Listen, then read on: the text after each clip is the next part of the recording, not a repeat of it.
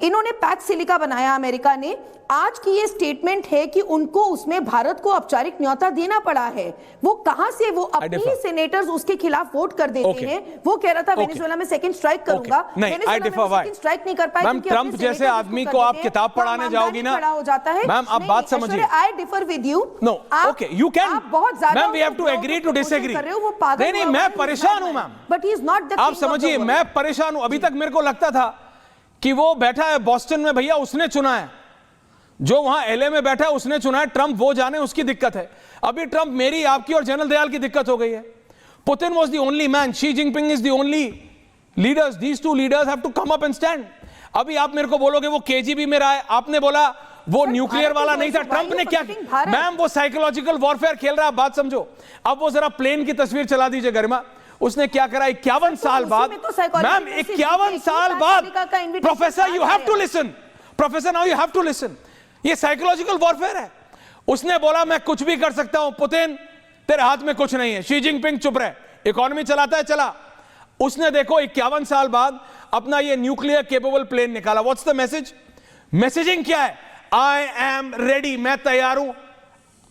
Ma'am जिसे हरियाणा में कहते हैं ना, आजा पाड़ ले, जो करना है कर ले, मैं तैयार हूं, कर लिया कब्जा, अब जो करना है कर ले जा, मेरा है, जहां मैंने गाड़ दिया वहां मेरा है, झंडा मेरा है, तेरी शिप मैंने ले ली, पूरी दुनिया को मैंने मैसेज दे दिया, जो करना है कर लो। General Dayal is pro Russia, he will not agree, but I wanted Russia to at least put a strong foot.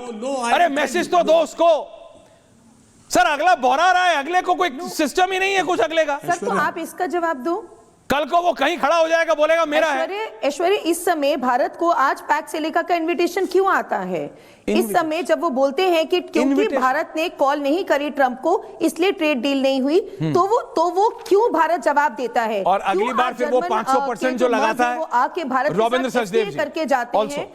अगली बार वो फिर वो जो आप सर कहां हो, अगली बार फिर वो जो 500% लगाता है। मैम देखिए रियलिटी भी पढ़ना चाहिए मैम, सेल्फ प्रेज में ऐसा नहीं हो जाना चाहिए कि आप रीड ना कर सको in highlighted italics and inverted commas में। प्लीज बात सुनो, उसने 500% लगाया है on anyone who buys now Russian oil, 500%। Ravindra Sachdev ji आप क्या किताबें लिख रहे हैं sir? I have such high respect for you sir, आपको और लिखना पड़ेगा सर। Sir he is a subject in himself. Sir ये आदमी आपके लिए नहीं, ये बड़े बड़े एनालिस्ट है। मैं एक अमेरिकन थिंक टैंक के फॉर्मर एम्बेसडर हैं, उनसे बात कर रहा था, मतलब ही इज 93-94 शायद, मैं नाम नहीं ले रहा because he didn't want to be quoted. He said listen Aishwarya Kapoor, he said we are rewriting not only foreign diplomacy, we are rewriting America's future. He's saying he is leaving a kind of a legacy which even leaders or even former presidents did not imagine.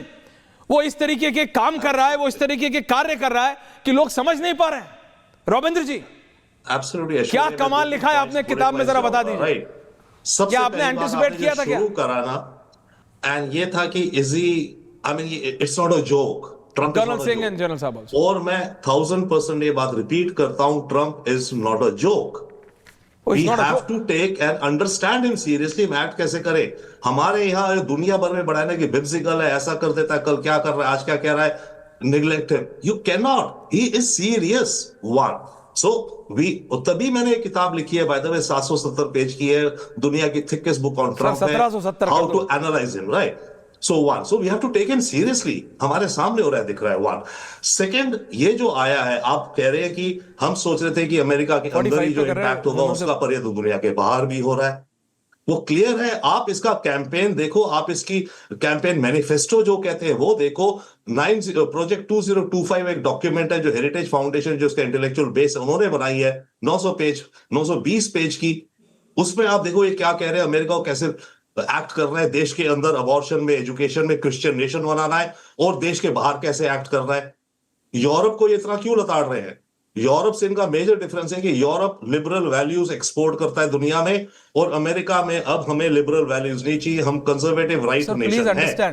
Okay, so please understand, मैं आपकी तरह इतना ज्यादा पढ़ा लिखा नहीं हूं, मैं किताबें नहीं लिखता, but I read people, I am reading his actions, what is he doing. Colonel Singh, आप देखिए दुनिया किस तरफ जा रही है, सिर्फ मतलब अमेरिका नहीं, न्यूजीलैंड जो एक बहुत शांति प्रिय देश है, जनरल बख्शी, वहां पे सिख समुदाय के लोग सिर्फ अपना एक प्रोसेशन निकाल रहे थे New Zealand, in the back of the beyond in a city in New Zealand, जहां सर 4 बजे के बाद, आई एम श्योर आप में से कई लोग गए होंगे, अगर आप हाईवे पे ट्रैवल कर रहे हैं, आदमी नहीं दिखता, गाड़ी नहीं दिखती, सिर्फ शाम को 4 बजे के बाद। वहां पे इतना कम है पॉपुलेशन रेशो, वहां पे हमारे सिख भाई सिर्फ एक वो निकाल रहे हैं प्रोसेशन, वहां पे लोकल लोगों ने ऑब्स्ट्रक्ट कर दिया। क्यों सर? मल्टीपोलर ग्लोबलाइजेशन का एरा चला गया, this is era of localisation. जहां हो जैसे हो रहो, नो वन वांट्स, मैं बता रहा हूं, this is just not America और यूरोप, नो वन वांट्स कि दूसरे कंट्री के लोग आके हमारे देश में रहे, and this is a phenomena which we are seeing everywhere. हम नहीं कर रहे क्या? हम आने देते क्या इन म्यांमार वालों को, इन रोहिंग्या को हम आने देते हैं क्या? नहीं आने देते। हमारे लोग जो कनाडा जा रहे हैं उनके साथ क्या हो रहा है? हमारे लोग जो यूके में उनके साथ क्या हो रहा है? हमारे लोग जो न्यूजीलैंड ऑस्ट्रेलिया में क्या? सर एक दौर था ग्लोबलाइजेशन का, ये दौर है लोकलाइजेशन का। जहां हो वहां रहो, अपने आप को स्ट्रॉन्ग करो, लेकिन that is a separate debate. But colonel Singh, Trump और ट्रंप, जनरल्स में आ रहा हूं आप दोनों के पास, लेकिन कर्नल सिंह ये डोनाल्ड ट्रंप को हैंडल कैसे करें? There is no book, there is no foreign policy, there is no set agenda. आप इस आदमी को हैंडल करो तो करो कैसे? He is breaking all records and not for good things. नमस्कार, आपके सवालों का सीधा सीधा जवाब देने की कोशिश करूंगा सर। मुझे तो समझ नहीं आ रही कि ऐश्वर्या को ट्रंप को कंट्रोल करने की जरूरत क्या है सर, क्योंकि अब वो मेरे को इंपैक्ट करता है। अगर उसका सीनेट उसको कंट्रोल नहीं कर रहा, अगर वो अपने सेनेट में, कांग्रेस में वो हार रहा है कि इस तरह से एक्शंस नहीं करने चाहिए, चाइना करने को तैयार नहीं है, रशिया करने को तैयार नहीं है, United Nation he cares two hoots about it, तो मैं यूएन हूं।